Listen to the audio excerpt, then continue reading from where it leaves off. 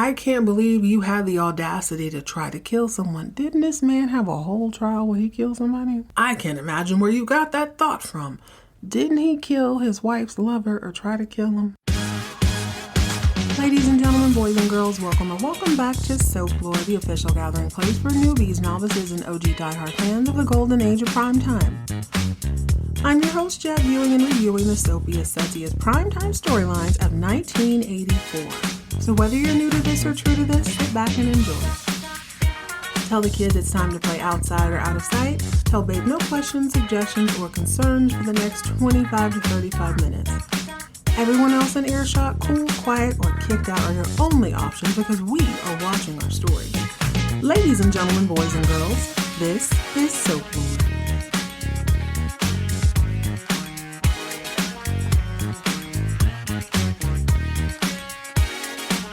Hello, gorgeous. Welcome back to another fun-filled edition of Soaplore. We are moving right along. We're watching a little bit of Dynasty today, and I cackled all through this episode. It probably wasn't meant to be funny, but I don't know if Dynasty is like the lifetime of the primetime soap operas, you know what I mean? Lifetime, the channel where eventually they just stop trying to be realistic. Like, you know what? Let's lean into this camp. I kind of felt like this episode was a lot of that, but it reminded me of something a little more personal. So every day I pick up my kids. Sometimes they grab a snack at home. Sometimes we'll stop on the way home and grab a little something. And it reminded me of my own after-school routine. Now that varies through the years, not by much. But I'm an OG millennial. I'm an elder millennial. So I definitely am more of a latchkey kid than, I didn't have a babysitter 90% of the time. If it was like a cousin or my grandma or someone who would pick us up from school. After a long day at school, I'd rush home, toss my backpack to the furthest corner so I didn't have to look at it. My school actually started something called block scheduling very early on. I want to say like 4th or 5th grade. So we got very used to doing each lesson for an hour and a half, meaning you do probably math, science, and reading on one day, and then social studies, English, and something else on the next. So I never really had to do a lot of homework at home. So I'd rush home, throw my stuff in the corner, whip up my favorite snack. By the way, it was Orville Redenbacher popcorn with a little hot sauce. And then I'd shake up the milk carton, pour it in. So I'd have like this frothy milk. That was my jam. And then I'd pop down in front of the TV because I knew I had probably 1.5 to 2.10 hours before my parents got home. Usually about an hour and a half, honestly, before my mom and dad got home, which was a perfect window to indulge in some good old-fashioned midday ratchet television.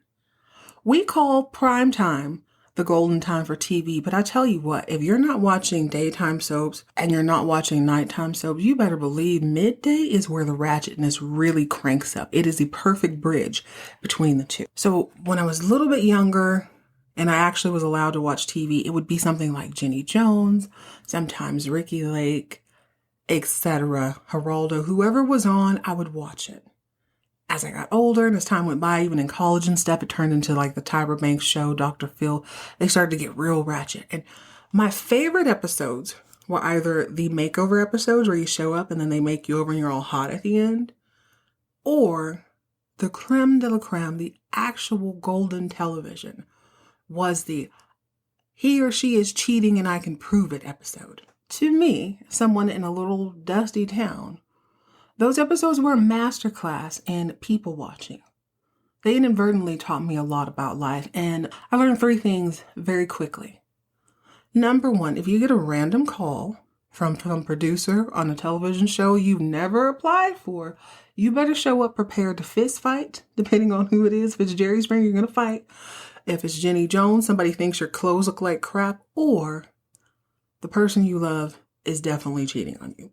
Hands down, that formula has not changed. It might have morphed from midday ratchet television to Survivor or Love Island or Temptation Island, whatever. If you are approached without approaching the network first, you better be prepared for some bull. The other lesson I learned is that love isn't necessarily blind. It's more like a puzzle, and it's definitely rearrangeable.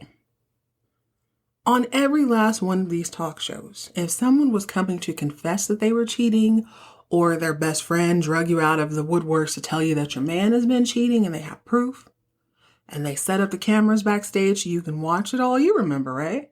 There were always signs. The signs were always there, glaringly obvious. Yet somehow, the lovesick puppy always overlooked them.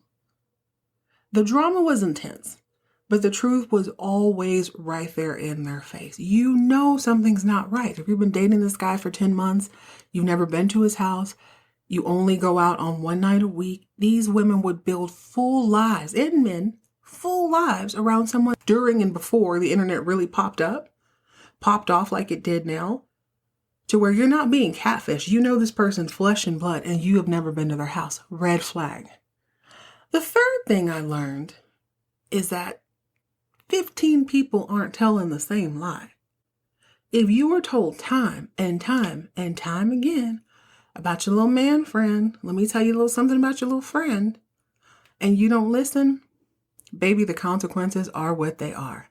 And that is Fallon's problem this entire episode. We are on season 4, episode 17. This one is called The Accident. Fallon might as well be on Jenny Jones. She's not trying to hear this or that about Peter, the filibuster. Go ahead and grab yourself something bubbly and bright, and let's jump into season 4, episode 17 of Dynasty-The Accident. Let's go ahead and get the bit players out of the way. If this were a midday ratchet television show, i.e. like a Jenny Jones or something, Kirby and Adam would be the I lied about my pregnancy guests. You've seen the ones where this man is head over heels in love with this woman. She is pretending to be pregnant, and instead of telling him in the privacy of his own home where he can cry into a pillow or freak out, run down the street or do something, she tells him in front of God and everybody on midday, where little kids like me are watching it, a gawk, just like, oh my God, really? Only hers is in reverse. So Kirby has come through the worst of what we learned on the last episode, that she has survived. She and Adam's rape baby, a little girl, did not. Shout out to the baby though. She survived a horse fall, endless hours of preeclampsia. She was a tough kid. Unfortunately, the pregnancy did not come to fruition, and Kirby has finally come to her senses. She wakes up from a deep coma-like sleep, probably coma-induced sleep, and Adam is right by her side. He is clutching her hand. He has come to terms with the fact that they have not created life together. She wakes up like, oh, I dreamt about my baby. I was holding her. She knows it's a girl. She was so wonderful. And he's like, oh, sweetheart, darling. Unfortunately, that's not the case, because like you didn't do bed rest. You achieved the goal you had, but it's like in that moment, she understands that, oh my God, I never thought of this as being my baby. I just thought of this being Adam's demon seed. Holy crap. I didn't think of this as an actual person. She begins to give the most wonderful Academy Award winning, wretched heart, broken heart mother sobs. I was impressed. Color me far more impressed than I was watching a couple of the Academy Award nominated films this year. She killed it. She was so good. I am going to follow her. I'm going to make sure I find a program, how old am I, 90? A show or movie that she's in after this. This kid is a good actor. Dynasty's bit players are just eating everybody alive. So Kirby has come to the conclusion that this was all a mistake. She is absolutely having prego remorse. If she were on Jenny Jones, they would come together in this beautiful hug and decide that they're going to continue their life together. This storyline is more disturbing to me than any other because of the way that this all came about. She was very quick to forgive him. We'll talk about Adam a little bit later because there's some moments with he and Blake. But it is so strange to me that the man who attacked her is the same man who's comforting her, which probably isn't that unusual of a story. You hear about this with husbands and wives all the time, but it doesn't sit well. It did not age well. In 2025, I'm looking all out of the side of my eye for this, but Kirby is absolutely beside herself because her child did not make it. Speaking of making it, that's what every 20-something fresh out of college does. They dream of making it in the business or profession that they chose, and Tracy is no different. Tracy has been making a name for herself. We're starting to learn a little bit more about her and how ruthless she can actually be. She and Dexter had a moment last episode where he confronted her for basically tattling on him to Blake. And she says, you know what? Don't start none, won't be none, is basically what she said. Don't start none, won't be none. Dexter's like, I've heard about you. Heard you'll stop at absolutely nothing. And on this episode, we get to see exactly what absolutely nothing means. That means she is quite literally in bed with the same sort of people who would produce Jerry Springer or Star Magazine. I can't remember the name of those tabloids we used to see in the grocery store all the time. I haven't seen them as much. I don't really pay attention like that. I usually have on my earbuds, so I'm not really paying attention to that kind of thing. You know the type where they're like, oh, Elvis is alive, alien babies, that kind of thing. She's in bed with those type of people, or those Paps types from the early 2000s who used to take Paris Hilton's picture all the time. That kind of guy. So she's quite literally in bed with Jeremy, who's this blonde reporter or head of the newspaper or something. He's complimenting her on her horizontal dance steps. She's like, duh. And then they get down to business. He's like, so why do you want to run this story on Crystal Carrington? She says, because I have been working my butt off. I should be the PR person for this company. Now, listen. I've always had a little bit of a soft spot for a villain with a purpose. She is not wrong. She absolutely deserves to be in Crystal's position. But what does that look like if Blake would give his wife a secondary position? That just can't happen. There are some things bigger than logic. There are some things bigger than love. And this fits into that whole rearranging the puzzle pieces. Blake is in love. He knows his wife was a secretary. Somehow that means she can handle PR. Doesn't mean she can't, but she could definitely use a little, she could use some learning. Tracy is that girl. And Tracy proves this on this episode by having a whole sort of having this whole sort of murder board on her wall. You know the type. If you watch CSI, you watch any sort of movies, they even have games now. This is such a millennial thing to have this game where it's all these crime scene evidence where you can be an internet sleuth and figure out who the murderer is. They have all this stuff. Tracy has that exact same thing on the board, but for the Carringtons. And she has decided to take advantage of Peter the Filibuster's scam and turn that into a sensationalized story that undermines Crystal. So she tells Jeremy, listen, I need you to run this story about Crystal. And he's like, yo, the last time we slept together, you told me you had these big ideas. I almost lost my job. She's like, why are you bringing up old stuff? Just trust me on this one. I'm not naming weird things. It's going to be fine. Just shut up and print it. He does that because I assume he wants to sleep with her a little later on. So he runs this front page story, and it's basically that Crystal is this really incompetent woman. She's sort of a spoiled brat, oil-filled wife who whined to her husband after her horse was stolen, and they didn't even involve the police, when in actuality, they did involve the police, but the filibuster had his whole scam set up, so they didn't even get a chance to do the right thing. Crystal is mortified, like, what the F? They think I'm incompetent. They think I'm whack. Now, Tracy brings this to her. She's like, girl, it don't even say, it says more than that. It says that you was married, that you was still married when you married Blake, and then you had to have this sideways divorce. It says all this crap. Girl, if it were me, somebody's head would be on the chopping block. Crystal, being cool, calm, collected in her cream, because it's Wednesday, she's like, let's just let it ride. Let's not even do nothing. But Tracy does two things here. Number one, the audience finally gets to see her fangs. We get to see her claws. We get to see what she is capable of. By the way, her story was 100% accurate. Even if the context was a little bit blurry, she didn't tell no lies. And number two, she is solidifying herself as not only invaluable to Blake, but to Crystal as well. Keep your friends close. Keep your enemies closer. She is riding that all the way through. So I thought to myself, if this was midday television, this would be the you stole my man, but she's setting up the paperwork for that. Great TV. Tracy is not to be trifled with. Good for her. This woman has worked a long time. She deserves some success. And sometimes you gotta muddy the lines a little bit. Two things can be true at once. You could be the best, most qualified person for the job, and also be the person who's never, ever going to get a job for circumstances out of your control. which makes me think of Claudia a little bit more.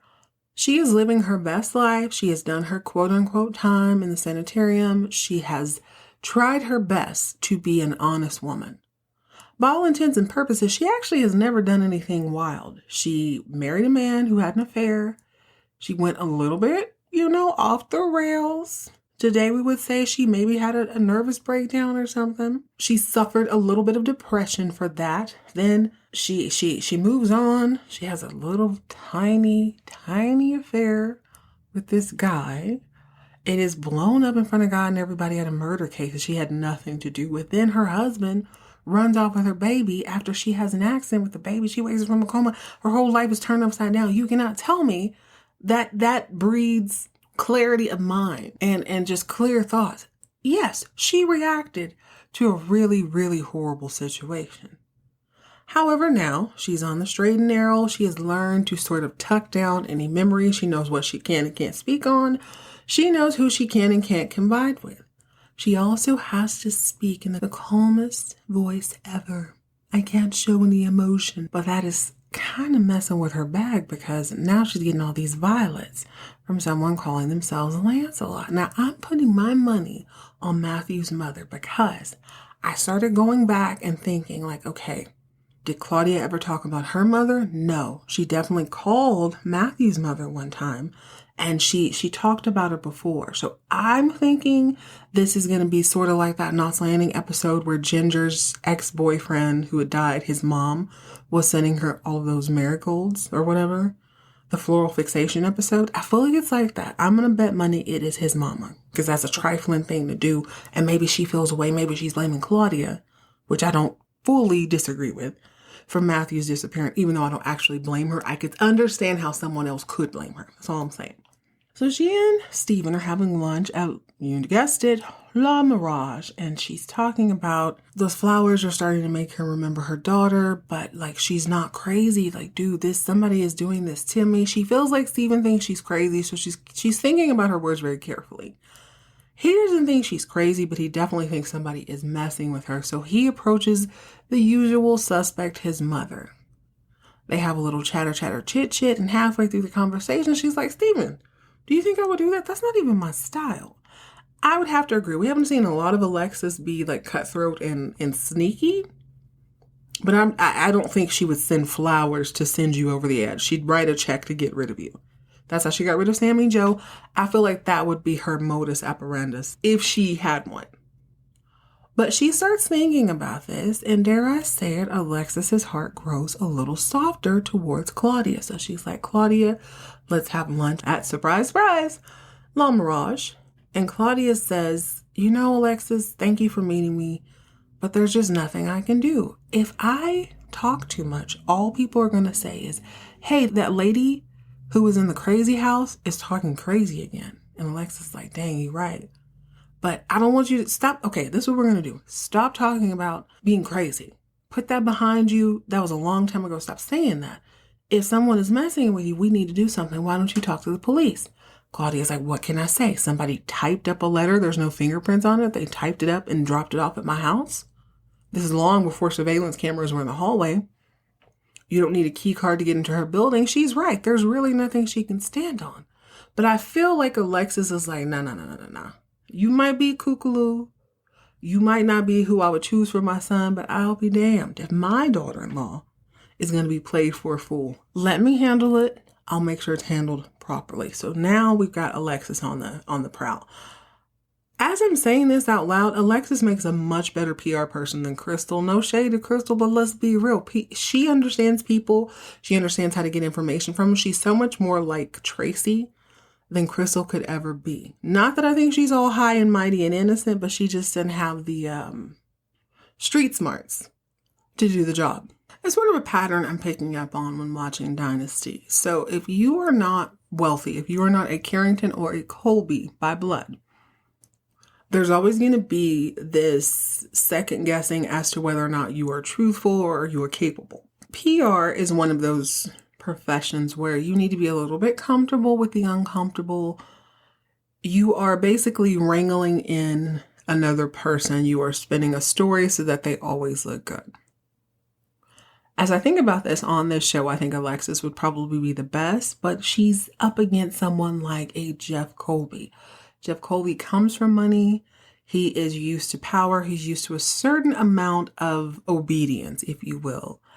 And this episode is no different. So let's rewind a little bit. Fallon is in her office in her golden girl realness. I see her outfit. It's like black. It's got all these bedazzled whatever on the shoulder pads. She looks like a little girl playing dress up. She looks like Blanche Devereaux to me. That's irrelevant. Claudia comes in the room. She's like, hey girl, they said you wanted to see me right away. What's going on? Fallon is just floating through the office. Yes. I was looking at some of the things that are coming up this month. I'm going to be out for a little bit. Do you think you can take over like the banquets, the conferences, that sort of thing? Which I would think would be Claudia's job anyway. But Claudia says, yeah, sure, of course. How long are you going to be gone? Well, I don't know. Peter and I are going to get married in Monte Carlo. We're going to honeymoon here and there, blah, blah, blah. Basically, Fallon says that she and her love are going to jet set around the world to celebrate said love.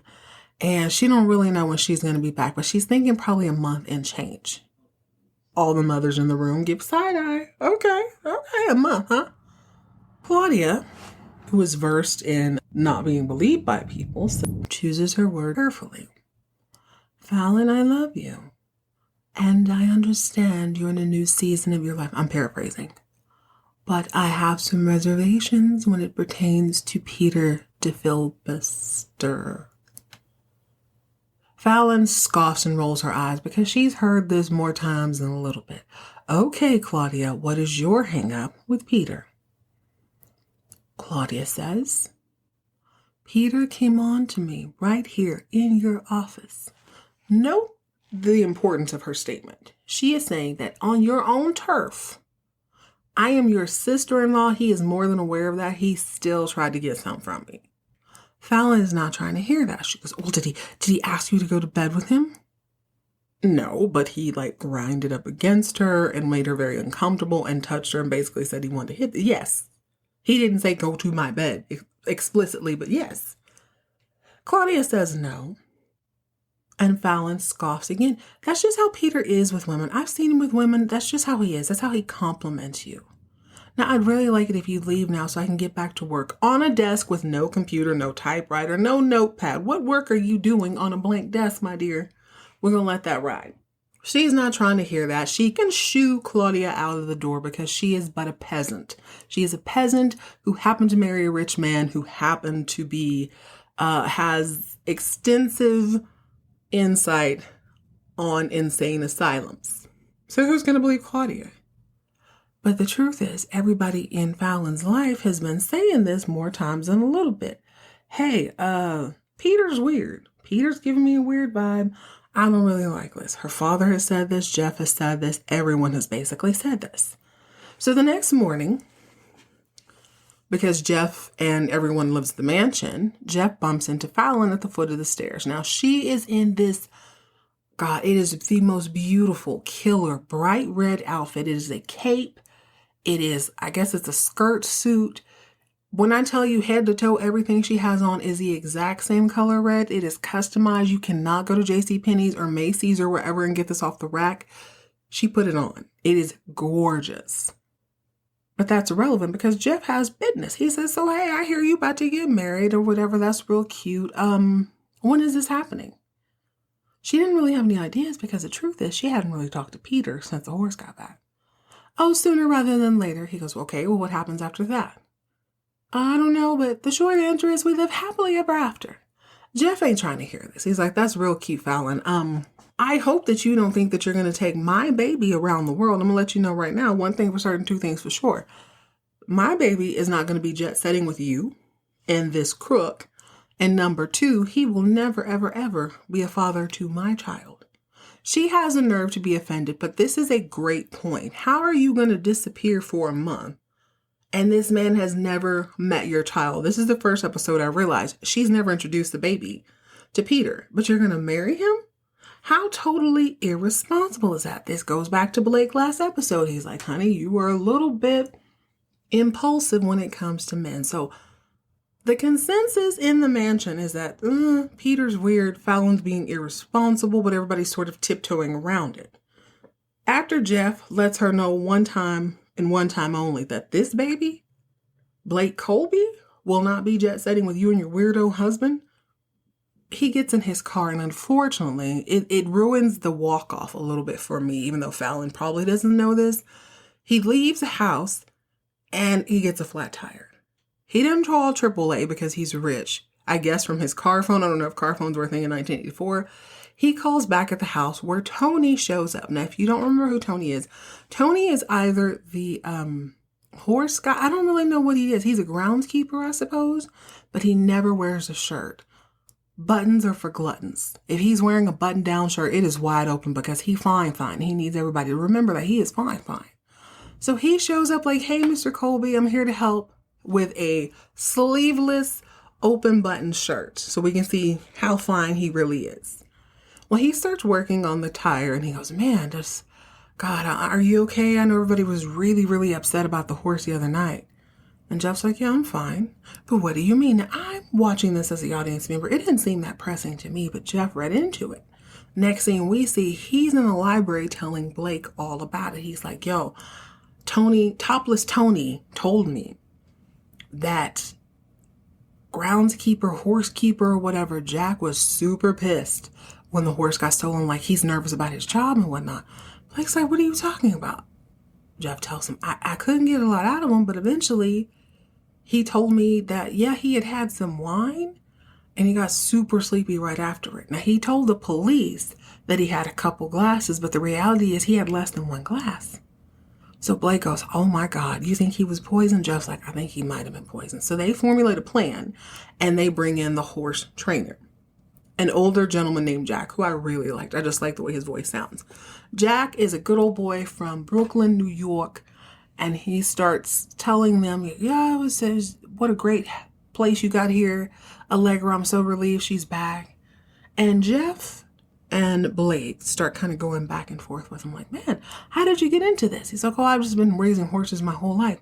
Did you meet Peter DeFilibuster in Brazil? No. I met him here in the States. You see, horse racing is a really small community. So he heard about me and he jumped in. He told me I met him in the States. I've been working with Allegra since she's about 6 months old. We figured out pretty early on that she'd be a great racehorse. So they're like, you must have been devastated when she was stolen. And he goes, oh my God, I was absolutely beside myself.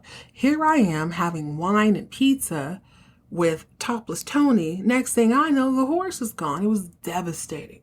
But the reality is Jack was not born yesterday. He is also a hustler. He is also slimy. So his heckles are up at this point. Jeff goes, God, yeah, that's so weird that Tony passed out after that one little glass. This is what this man says. Jack's like, yo, I'm from Brooklyn. Never really been out of the country, but I could tell right away the Topless Tony is a yokel. He's never been out of the state. He's not sophisticated and refined enough to hold his liquor and pizza. Also, I am also not refined enough to hold my liquor and pizza. It has nothing to do with being metropolitan or not. My heartburn could never. My acid reflux, the way that's set up, baby, it could never. Anyway, I digress. So they're all satisfied with this, and he leaves only to go into the hallway and do the obligatory soap opera thing where he scowls. He's on to them just like they're on to him. Never mind that. Alexis is also very suspicious of this after her daughter came into her penthouse and was like, you're jealous of me. No, I'm not jealous of you. I just think this dude's a scumbag. Alexis does some digging. She calls a princess, a whole princess, and is like, girl, I need the tea on Peter DeFilibuster. And the princess is all too eager to be like, girl, let me tell you what happened. So she is able to tell Fallon, hey, this dude was a scumbag. He fully knocked this girl up. And then he left her because he didn't want children. Now, Fallon does the thing that all the people did on the Jenny Jones, Ricky Lake. You insert Sally, just whoever. You insert that name, Tyra. It doesn't matter. Does all the thing that the person receiving the information does. That's a lie. You're all jealous. You just don't want me to be happy. Now, why would I go out of my way to gather actual tea when I could just make it up if I didn't want you to be happy? She knows things are adding up. She knows that he's never met her son. She knows that he's not really that interested. This is a woman your head over heels in love with. She has a whole baby. You'd want to meet him at some point. He doesn't want to do that. All these things are ringing a little bit too true. So what do? You show out, you act out, you lash out. You make sure that anyone close to you knows that they better not say anything, even remotely sideways, about this here man, or else there will be consequences. That all has to wait as we speak of consequences, because Adam Carrington is ready to face his. He confessed in the last episode that he was indeed the poison Pinocchio behind Jeff's hallucinations a couple months back. And he needed to rid himself of that. He's ready to pay penance. He's ready to do whatever it takes. But he wanted Blake to know this because Blake seems to believe in him. So he goes to Blake's office one more time and he's like, Father, I am a Carrington. I am more than willing to accept whatever punishment you put out. And Blake, with a straight face and the boldness of a boomer, is like, I can't believe you had the audacity to try to kill someone. Didn't this man have a whole trial where he killed somebody? I can't imagine where you got that thought from. Didn't he kill his wife's lover or try to kill him? I'm just saying apple tree, kettle, pot, black. He's blind to all this. Adam, I just don't know what I'm going to do. Are you sure your mother knew nothing about it? He's like, no, I told her to sign something. For the record, I didn't want Jeff to die. I just wanted him to be incapacitated. I figured if he was slowed down, then my mom could get exactly what she wanted and she would love me. Let me tell you what, that you left me in the rain bit and I got kidnapped will pay dividends for the next 100 years, okay?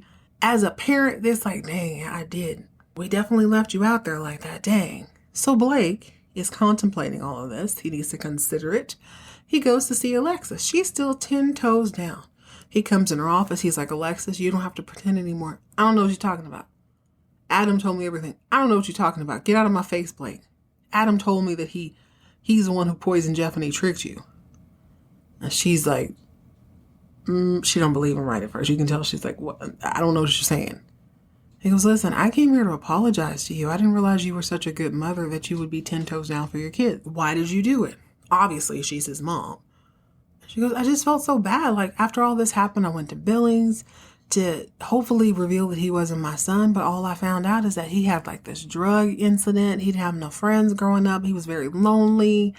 And he did some drugs as a teenager and it messes with his brain from time to time. And Blake's like, dang. Maybe if I hadn't called off the search for my son after 15 minutes, this would all turn out different. Like, maybe if you and your wife hadn't left your baby outside in the rain to either drown or be kidnapped, maybe none of this would happen.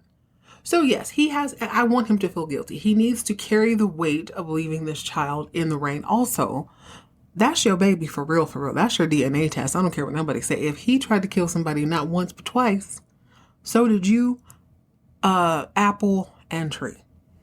Okay, so this is where it really starts to get good. By nearing the end of the episode, Fallon has all this information. Her mother talked to a whole princess. Her father has these hang-ups. Jeff comes to her once a brawl. He calls Blake and he's like, yo, Blake, I talked to my PI. I have some news for you. Why don't you meet me at La Mirage? Don't make any sense. I don't know why they didn't go to his house or anywhere else, but let's meet at this hotel. I suppose so they could meet Fallon. I just thought about that. Jeff gets there first. He sees Fallon. He's like, hey there, guess what? Your husband is a complete liar and a weirdo. She's like, Jeff, don't even start with me. You're so jealous. He's like, I would never be jealous of a non-blinking weirdo. I did some diggings. Homeboy ain't never bought no diamonds in his life, or at least not the last 2 weeks. The diamonds he claimed he bought the horseback with never happened. She's like, oh my God, I don't know why you're doing all this. You're such a liar, Jeff. Oh my gosh. So she goes up to Peter de Filibuster's room. It is so odd to me that he would have been staying in this whole hotel the entire time, and she's not made any sort of contact with him since he got the money or the horseback. She goes up to his room, and his dirt dude, whose name escapes me at the moment, we'll call him Eyebrows McGillicuddy, is there. And Eyebrows is like, oh my God, why are you here? Because she owns the place? Please have some respect, sir. Why are you here? I'm looking for Peter. Where did he go? Oh, he's gone. Well, when will he be back? He's like, nah, baby girl. I don't think you understand what I'm saying. He's gone. Like, he's never coming back. What do you mean, Eyebrows McGillicuddy? What do you mean? Eyebrows has to break it down to her. He's like, listen, I didn't want to have to tell you this, but he's not interested in you. He told me to tell you it's been fun, it's been cute or whatever, but he's moving on and he is never, ever coming back. And one of my favorite scenes ever on Dynasty happens right here. She's in this hotel room. And do you remember the movie Carrie? Not the remake, which I didn't love, but I watched because why not? The original Carrie from the 70s with Sissy Spacek. So if you don't know, the whole theme of the movie is this girl, Carrie, literally, she is minding her own business the entire film. All she wants to do is eat her lunch in peace, wash her body in peace after gym class, read a book. That's all she really wants to do. But every time she tries to live her life, somebody comes at her. She's trying to wash herself in the shower. She gets her period. All the girls throw pads at her, which is so not girl code. It's so disgusting. She goes home. Her mother, who's this religious just freak, cusses her out basically because she got her period and calls her all kinds of dirty, this, that, and the third. She just want to read books and go. That's all. She's just trying not to get bullied. So eventually, Carrie messes around and discovers that she has these telepathic powers. Now, she don't really do nothing weird. She just brings food to herself, to books. You know, she's doing the normal stuff people who want to be left alone would do. Like, she's laying in bed. She telepaths the whole remote over to her so she doesn't have to get up. That sort of thing. By the movie's end, she is seduced and tricked into becoming the prom queen. There's this whole prank, and Carrie says, God dang, okay. Now y'all you found me. Now you finna get what you finna get. And right before she goes ape-ish in the prom, she starts hearing all these voices, all the memories. They're all gonna laugh at you. Plug it. They're all gonna laugh at you. Plug it. She's hearing all the negativity she's ever heard. This is the same thing that happens to Fallon. I'm like, oh my God, is she going to be telepathic? Unfortunately, that's not the case. Fallon hears, he done own diamonds. He made a pass at me. Fallon, you're irresponsible. All the things that are very, very true. And she does exactly what her brother did that episode. He got drunk to cuss out his father, and then he ran 15 miles to the pool so he could die or drown or what. I don't know what the old-faced Steven did that. She does the same thing. She starts running the Carrington Mile. She starts wailing and flailing outside the hotel. Jeff sees her. He's like, oh my God, Fallon, stop spazzing out. Let me grab you. Stop. She don't want to hear that. She starts ripping and running and running and ripping all the way out the hotel. Now Blake is in the back of a limousine. He's almost to the entrance. And there's a drunkard who has been kicked out of the hotel, but he's not escorted out. There's a difference. Note the distinction. He is kicked out. So Valet is perfectly comfortable, even though this man is clearly inebriated, giving him back his keys to his 3-city block long Lincoln Town car. The man jumps in. He reverses out. He's swiveling and swerveling. He didn't hit any other car. But because Fallon is running like a maniac to God knows where, why wouldn't she have a private? We're not even going to get into that. She's running. Jeff is chasing her. And the last thing we see is there's some sort of tire screech. You see Jeff and Fallon. I'm betting money that Fallon was pushed in front of that car. And you see Blake jump out of the car and say, my God. End scene. Okay, so maybe it's not Fallon. Maybe it's Jeff, because I would think he'd have a better reaction than that. But we don't know. We have our first or second or third cliffhanger of the season right there, right now. Whew, so good.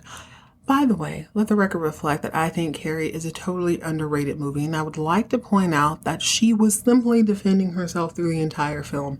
I see no harm if you approach a person with telekinetic powers and you run afoul of them. Please expect the worst. Also, if you get a rando call from someone in New York and you've never reached out to them, baby, don't go on that show. You are going to be embarrassed. I promise you, one way or another. Your feelings are going to be hurt. Even if they're giving you a makeover or they're telling you that the love of your life is a catfish. All right, guys, that's it. That's all. Join me for the next episode. We're going to jump into an episode of Dallas that I have been dying to talk to you about. In the meantime, in between time, Like I said, if a Love Island, if a producer calls you, baby, don't go. If it is reality TV, don't go. They are lying to you. Stay hydrated, stay moisturized, mind your own business, and keep all of your drama on TV.